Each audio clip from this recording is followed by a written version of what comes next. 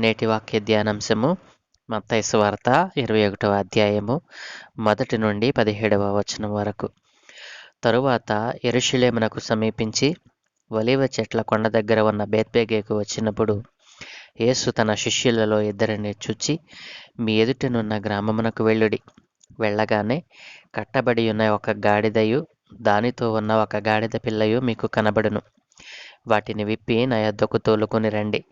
ఎవడైనను మీతో ఏమైనను అనిన ఎడల అవి ప్రభువునకు కావలసి ఉన్నవని చెప్పవలెను. వెంటనే అతడు వాటిని తోలిపెట్టునని చెప్పి వారిని పంపెను. ప్రవక్త వలన చెప్పబడినది నెరవేరినట్లు ఇది జరిగెను. అదేమనగా, ఇదిగో నీ రాజు సాత్వికుడై గాడిదను భారవాహక పశువు పిల్ల అయిన చిన్న గాడిదను ఎక్కి నీ యొద్దకు వచ్చుచున్నాడని సీయోను కుమారుతో చెప్పుడు అనినది. శిష్యులు వెళ్ళి యేసు తమకు ఆజ్ఞాపించిన ప్రకారము చేసి ఆ గాడిదను దాని పిల్లను తోలుకుని వచ్చి వాటి మీద తమ బట్టలు వేయగా ఆయన బట్టల మీద కూర్చుండెను.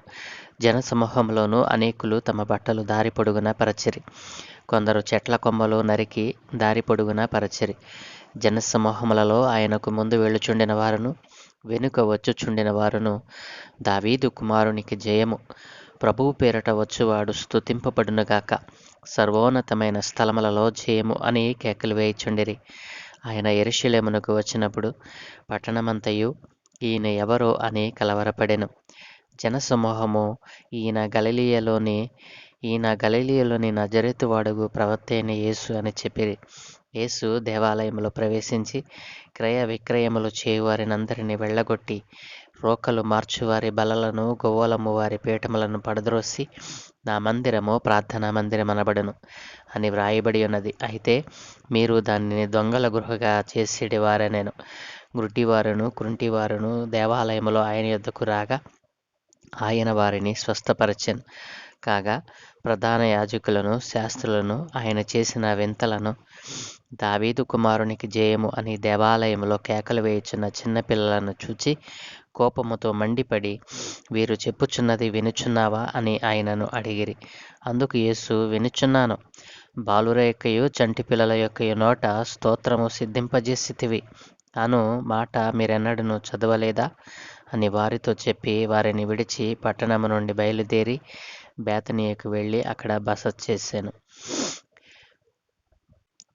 ప్రభువునందు ప్రియ దేవుని జనాంగమా, మన రక్షకుడైన యేసుక్రీస్తు ప్రభుల వారి ప్రశస్త నామమున మీకు శుభములు తెలియజేస్తూ ఉన్నాను.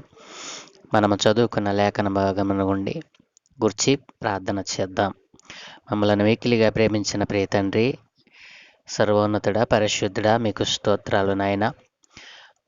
అయోగ్యులమైన మా జీవితంలో మరొక నూతన దినాన్ని అనుగ్రహించినందుకే మీకు స్తుతులు చెల్లిస్తూ చదువుకునబడిన లేఖనమును మా కొరకు దీవించుమని యేసు నామములో అడుగుచున్నాను తండ్రి, ఆమెన్.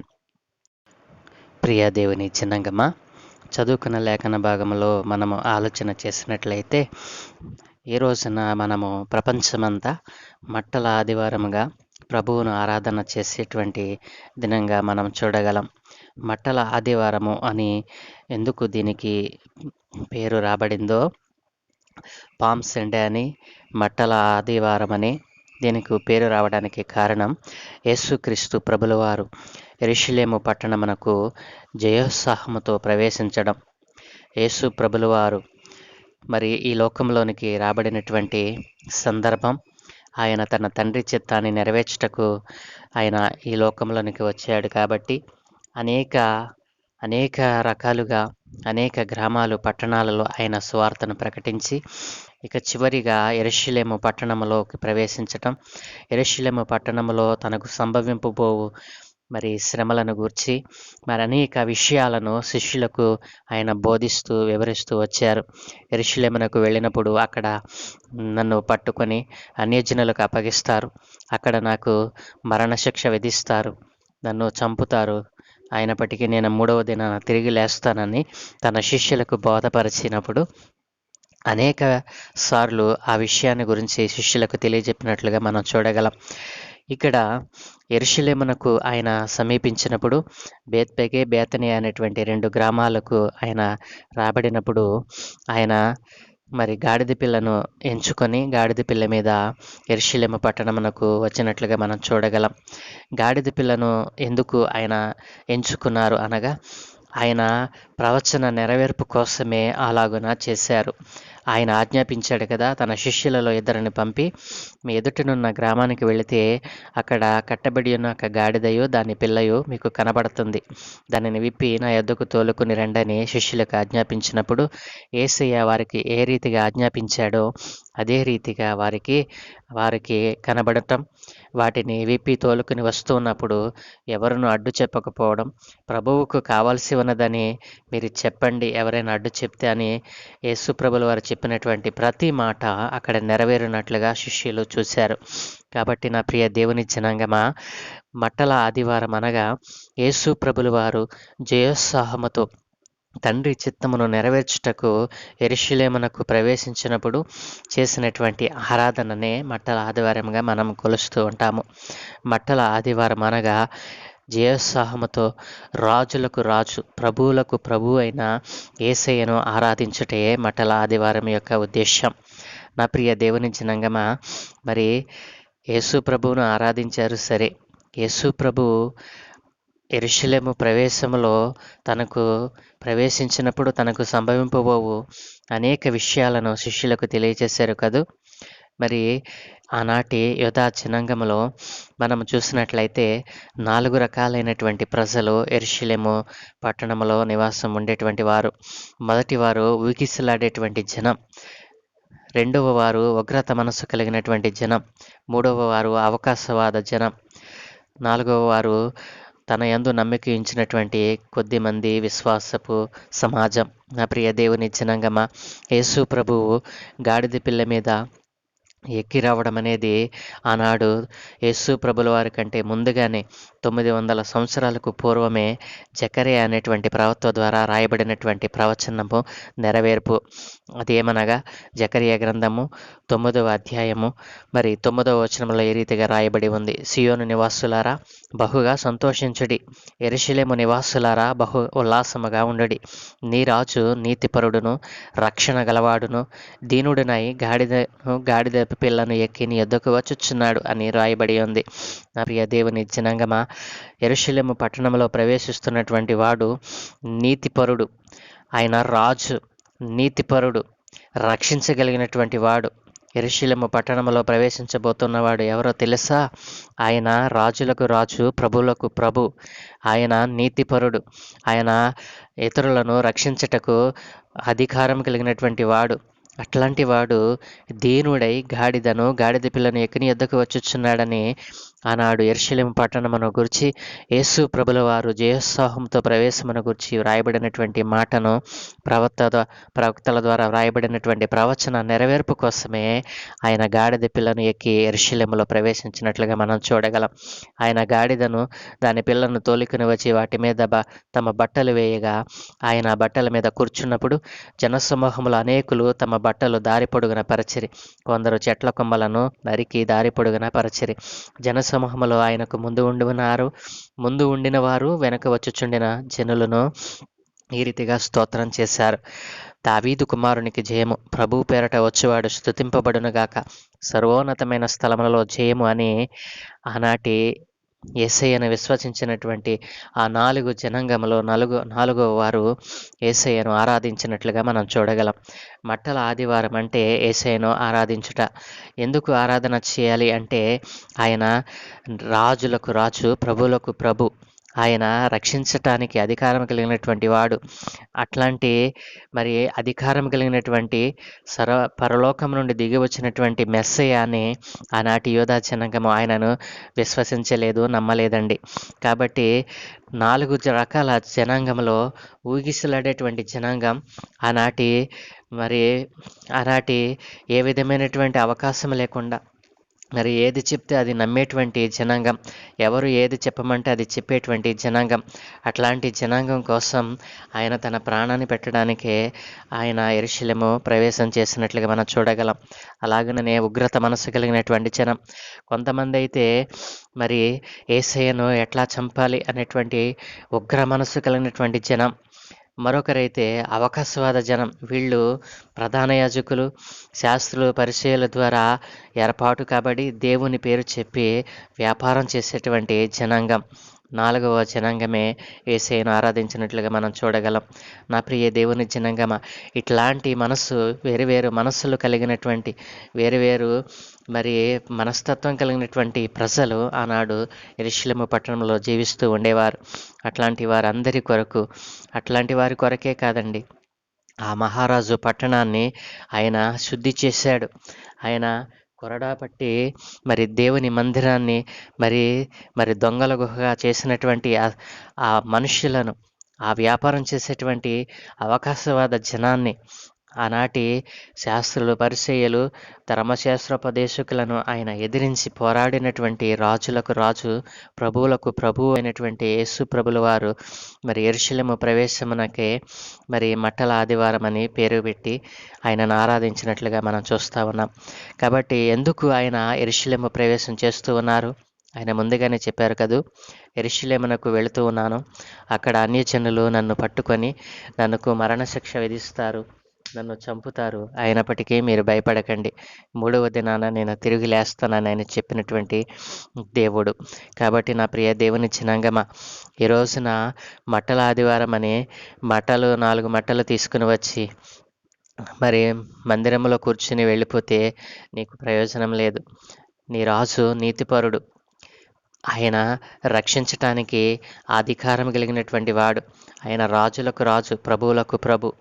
కాబట్టి నా ప్రియ దేవుని జనాంగమా, అలాంటి రాజును ఈ రోజునైనా నీవు సంపాదించుకుంటే నీకు నిత్య రాజ్యము సంప్రాప్తి అవుతుంది.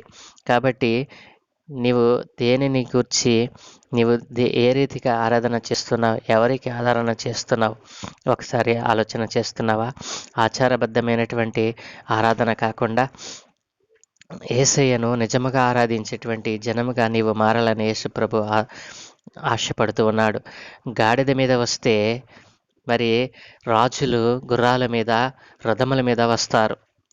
మరి రాజులకు రాజు, ప్రభులకు ప్రభు అయినటువంటి మరి యేసు ప్రభుల వారు గాడిద మీద యెరూషలేము ప్రవేశం చేశారు. నా ప్రియ దేవుని జనాంగం, ఆలోచన చేయండి. గుర్రముల మీద వస్తే అది యుద్ధము గురించో లేదే అధికారమును గూర్చినదై ఉంటుంది. సాధారణంగా మనం ఆలోచన చేస్తే గుర్రము మీద ఎవరు వస్తారు?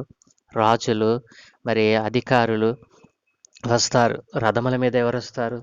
మరి పరిపాలించేటువంటి రాజు, మరి అధికారం కలిగినటువంటి నాయకులు మరి గుర్రాల మీద, రథాల మీద వస్తారు. అయితే గాడిద మీద ఎవరైనా వస్తే ఆ వచ్చేవాడు దేనిని కాంక్షించేవాడిగా మనం అర్థం చేసుకోవాలో తెలుసా? గాడిద మీద ఎవరైనా ఎక్కి వస్తే ఆనాటి పరిస్థితులను మనం ఆలోచన చేసినట్లయితే గాడిద మీద ఎవడైనా వస్తే వాడు శాంతిని కాంక్షించేవాడని అర్థం. యేసు ప్రభుల వారు మరి నీతిపరుడై, రాజులకు రాజై, ప్రభులకు ప్రభువై ఉండి కూడా ఆయన గాడిద పిల్ల మీద వచ్చాడు అంటే ఆయన శాంతిని కాంక్షించేటువంటి వాడు, ఆయన శాంతి కాముకుడు. శాంతిని స్థాపించుటకు ఆయన ఈ లోకానికి వచ్చినటువంటి మెస్సయ్య. అయితే ఆనాడు యెరూషలేము పట్టణంలో, యెరూషలేము జనాంగము, యోధా జనాంగము యేసు ప్రభుల వారిని మెస్సయ్య అని గుర్తించలేదండి. ఆయనను ఏమన్నారో తెలుసా? ఆయనను గలిలయలోని నజరేతువాడగు ప్రవక్త అని చెప్పి ఆయనను సంబోధించారండి. ఈయన గలిలయలోని నజరేతువాడగు ప్రవక్త అయిన యేసు అని అన్నారే తప్ప ఈయనే మెస్సయ్య అని వారు గుర్తించలేదండి. వారు కేకలు వేశారు, ఆరాధన చేశారు, కానీ ఈయనే నిజమైన మెస్సయ్య అని గుర్తించలేనటువంటి జనాంగం. దావీదు కుమారునికి జయము, ప్రభు పేరట వచ్చేవాడు స్తుతింపబడునుగాక అని స్తోత్రాలు చేశారు, కానీ ఈయనే మెస్సయ్య అని గ్రహించలేనటువంటి జనాంగము ఆనాటి జనాంగము. ఇట్లాంటి జనాంగము కోసం ఆయన తన ప్రాణాన్ని ప్రాణంగా పెట్టడం కోసమే ఆయన జయోత్సాహంతో వచ్చాడని మనం ఆరాధన చేస్తున్నాం. మట్టలు పట్టుకొని మరి జయ దావీదు కుమారునికి జయమని మనం జయ స్తోత్రాలు చేస్తున్నాము తప్ప, ఆయన ఎందు నిమిత్తము యెరూషలేము ప్రవేశం చేయబోతున్నాడు, ఆయన యెరూషలేములో పొందబోవు ఆ మహాశ్రమలను బట్టి తను తాను అప్పగించుకొని ఆ సందర్భాలను గుర్తు చేసుకుంటూ తండ్రి చిత్తాన్ని నెరవేర్చుటకు ఆయన అడుగులు వేస్తూ ఆయన యెరూషలేములో ప్రవేశించినట్లుగా మనం చూడగలం. కాబట్టి నా ప్రియ దేవుని జనాంగమా, బేత్పేగే బేతనియా అనేటువంటివి రెండు పెద్ద గ్రామాలు. అవి యెరూషలేము పట్టణమునకు సమీపంగా ఉన్నటువంటి ఒలీవ చెట్ల కొండ దగ్గర ఉన్నటువంటి రెండు గ్రామాలు. బేత్పేగే అనగా పండని అంజూరపు పండ్ల స్థలం అని అర్థం. బేతనియా అనగా అంజూరపు పండ్లు గల ఇల్లు అని అర్థం. బేత్పేగే ప్రజలు మరి యేసు ప్రభుల వారిని అంగీకరించని కారణంగా దానిని పండని అంజూరపు పండ్ల స్థలం, ఫలింపు లేనటువంటి గ్రామంగా దానిని పిలువబడింది. బేతనియా అనగా అంజూరపు పండ్లు గల స్థలం, ఇల్లు అని అర్థం. అనగా విస్తారముగా మరి యేసు ప్రభువును విశ్వసించి యేసయ్యనందు విశ్వాసం ఉంచిన వారు ఆ గ్రామంలో ఉన్నట్లుగా మనం చూడగలం. ఉదాహరణకు మార్తా, మరియా, లాజరు అనేకసార్లు యేసు ప్రభుల వారు బేతనియా గ్రామానికి వెళ్ళినప్పుడు వీరి ఇంటి వద్దే బస చేసినట్లుగా మనం చూడగలం. నా ప్రియ దేవుని జనాంగమా, ఈరోజు యేసు ప్రభుల వారు రారాజయ్యుండి ప్రభువులకు ప్రభువై ఉండి మరి తన్ను తాను తగ్గించుకొని దీనుడై గాడిద పిల్ల మీద ఎందుకోసం వచ్చాడో తెలుసా? నీకు శాంతిని అనుగ్రహించడం కోసం. నీవు అనేకమైనటువంటి శ్రమల ద్వారా కట్టబడి ఉన్నావా? నీవు కట్టబడిన పరిస్థితిలో నీవు శ్రమల ద్వారా, మరి శోధనల ద్వారా, అప్పు అనేటువంటి బాధల ద్వారా, మరి రోగం అనేటువంటి వ్యాధుల ద్వారా నీవు అనేక విధములుగా కట్టబడి ఉన్నావా? ఈరోజు నీ కట్లు విప్పి నీకు శాంతిని, స్వస్థతను అనుగ్రహించడానికే యేసు ప్రభుల వారు రాజులకు రాజు అయ్యుండి, ప్రభువులకు ప్రభు అయ్యుండి ఆయన తను తగ్గించుకొని నీ కట్లు విప్పుటకు ఆయన వచ్చుచూ ఉన్నాడు. ఆయనను నీ సొంత రక్షకునిగా అంగీకరిస్తావా? ఆనాటి జనాంగము ఆయనను గుర్తించలేదు, మెస్సయ్యగా ఆయనను అంగీకరించలేదు. కానీ ఈ రోజున అనేక మంది ఆయనను మెస్సయ్యగా, రక్షకునిగా, మరి స్వస్థపరచగలిగేవాడిగా, మాట్లాడే దేవునిగా, మరి జీవించేటువంటి దేవుడిగా, సజీవుడైనటువంటి దేవునిగా, పరిశుద్ధుడైన దేవునిగా ఆయనను ఆరాధిస్తున్న కారణము ఆనాటి జనాంగము ఆయనను చూడలేదు కానీ, ఆయనను గుర్తుపట్టలేదు కానీ, ఆయనను విశ్వసించలేదు కానీ, ఆయనను అంగీకరించలేదు. కానీ ఈనాడు నీవు రక్షింపబడినటువంటి నీవు, ఆయన నామాన్ని ఎరిగినటువంటి నీవు, ఆయన రక్షకుడని, ఆయన రక్షించగలిగేటువంటి వాడని, నీతిమంతుడని, శాంతిని అనుగ్రహించేవాడని, దయాపూర్ణుడని, కరుణా సంపన్నుడని గుర్తించినటువంటి నీవు ఆయనను నీ సొంత రక్షకునిగా అంగీకరించి ఆయనలో విశ్వాసం ఉంచి ఆయనలో జీవిస్తున్నటువంటి నీవు ధన్యుడవు, ధన్యురాలవు అని దేవుడు చెప్తా ఉన్నాడు. కాబట్టి నీ కొరకే ఆయన యెరూషలేము ప్రవేశము, నీ కొరకు నీవు చేసిన పాపముల కొరకే ఆయన శిలువ యాగం చేయటం కోసమే ఆయన యెరూషలేము ప్రవేశము. మట్టల ఆదివారం యొక్క ఉద్దేశము యేసు ప్రభుల వారిని ఆరాధించటమే కాదండి, ఆయన మెస్సయ్య మన కోసము పరలోకము నుండి దిగి వచ్చిన మన రక్షకుడైన యేసు అని మనం గుర్తించాలి.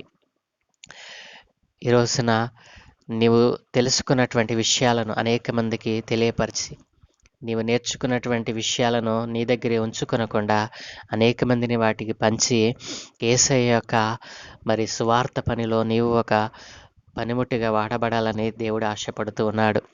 ప్రార్థన. మమ్మల్ని మిక్కిలిగా ప్రేమిస్తూ ఉన్నటువంటి మా ప్రియ తండ్రి, గొప్ప దేవ, నీ ఘనమైన శ్రేష్టమైన నామానికి స్తోత్రాలు నాయన.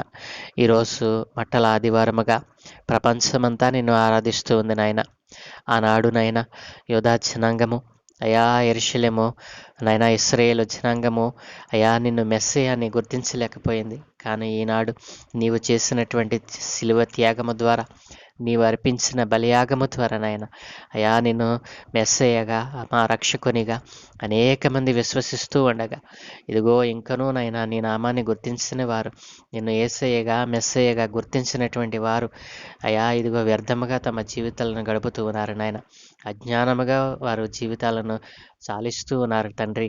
అట్లాంటి వారందరినీ నాయన అజ్ఞానంతో కొట్టుమిట్టాడుతున్నటువంటి వారిని నీ జ్ఞానవాక్కులతో వారిని నింపుమని, నీ జ్ఞానవాక్కులు వారికి ప్రచురిస్తూ ఉండగా అయా వారు వింటూ ఉండగా వారి హృదయాల్లో కార్యం జరిగించమని, ఇప్పుడైనను నిజముగా మిమ్మల్ని ఆరాధించేటువంటి వారిగా అయా వారు తయారు కావడానికి కృప చూపమని, ఈరోజు మట్టల ఆదివారముగా నిన్ను ఆరాధన చేస్తూ ఉండగా ఆచారబద్ధమైన ఆరాధనను కాకుండా నాయన నిజముగా నాయన నీవు ఎందుచేత యెరూషలేమునకు నీవు రాబడ్డావో, నీవు పొందబో శ్రమలను వారు తలంచుకొనకుండా నాయన ఇదిగో జయోత్సాహముతో వారు చేసినటువంటి ఆరాధనను ఆనాడు మీరు అంగీకరించారు. చిన్నపిల్లలు అయా చిన్నపిల్లలు నిన్ను ఆరాధన చేశారు నాయన. నీవు చేసినటువంటి అయా నీకు చేసినటువంటి ఆరాధనను మీరు అంగీకరించారు. హృదయపూర్వకముగా ఎవరు ఆరాధన చేసినా దానిని అంగీకరిస్తారన్నారు నాయన.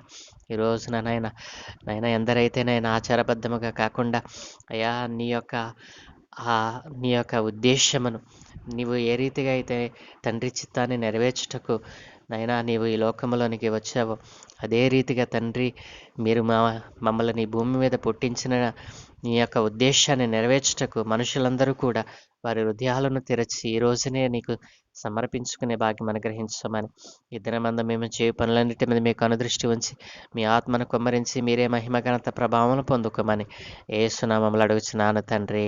ఆమేన్, ఆమేన్, ఆమేన్.